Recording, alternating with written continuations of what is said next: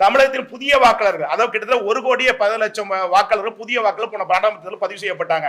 அப்படின்ற போது அந்த புதிய வாக்காளர்கள் மத்தியில் இளைஞர் மத்தியில் யாருக்கு என்ற முதலிடத்தில் விஜய் அவர்களும், 2வது இடத்தில் அண்ணாமலை அவர்களும், 3வது இடத்தில் சீமான் அவர்களும், 4வது இடத்தில் உதயநிதி வந்து அந்த வாக்குகளை பெறக்கூடிய வாய்ப்புல இருக்கிறாங்க. அந்த இளைஞருடைய புதிய வாக்குகள் 1,10,00,000 ஓட்டு பார்லிமெண்ட் நடந்தது. இப்ப அதிகமாக வாய்ப்பு இருக்கிறது. அப்படி அதிகமாச்சுன்னா அந்த ஓட்டுகளை கவரக்கூடிய வாய்ப்பும், அதே மாதிரி 39 வயசுக்குள்ள 18 39 வயசுக்குள்ள 2,40,91,872 வாக்காளர்கள் போன நாடாளுமன்றத்தில் பதிவிட்டாங்க. இப்ப வர சட்டமன்றத்தில் அதிகபட்சமாக வாய்ப்பு இருக்கிறது. அந்த வாக்குகளிலும் வந்து பாத்தீங்கன்னா விஜய், அண்ணாமலை, சீமான், உதயநிதி இவர்களுக்கான நானுமுகத்தான சூழ்நிலை தான் நிலவுறதா பார்க்கப்படுது. தமிழகம் போதைப் பொருள் நடமாட்டம் வழக்கம் அதிகரிப்பதை தமிழக அரசு கட்டுப்படுத்துகிறதா? நன்று சொல்லக்கூடிய 10%, அதிருப்தி சொல்லுங்க 80%, காசு 10% சொல்லப்பட்டிருக்காங்க.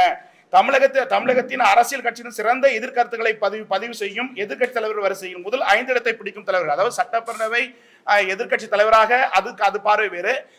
தமிழகத்தில் இருக்கிற எதிர்கட்சிகளில் யார் சிறப்பாக செயல்படுறாங்க அந்த பார்வையில் இந்த 4 ஆண்டில் கேட்கப்பட்ட போது முதலிடத்தில் திரு அண்ணாமலை அவர்களும், 2வது இடத்தில் சீமான் அவர்களும், 3வது இடத்தில் எடப்பாடி அவர்களும், 4வது இடத்தில் விஜய் அவர்களும், 5வது இடத்தில் அன்புமணி அவர்களும் இந்த முதன் பிரதானமாக சொல்லப்படுறாங்க. மும்மொழி NEP கொள்கை தமிழக மக்களின் வரவேற்பு குறித்து என்ற கேள்வி கேட்கும்போது இந்த மொழி இந்த சட்ட கல்வி திட்டத்தை பற்றி கேட்கிற போது எல்லா மொழியும் வந்தா தப்பு இல்லைங்க சொல்ற மனமாற்றம் மக்கள் உருப்பட்டை பார்க்கப்படுகிறது. அப்படி வரவேற்புன்னு சொல்லக்கூடிய 52%, வர எதிர்ப்புன்னு சொல்லக்கூடிய 33%, காசு 10% சொல்லப்பட்டிருக்காங்க.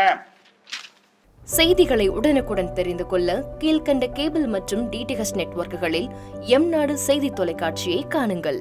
பாதகம் செய்பவரை கண்டால் நாம் பயம் கொள்ளலாகாது பாப்பா. மோதி மிதித்து விடு பாப்பா, அவர் முகத்தில் உமிழ்ந்து விடு பாப்பா.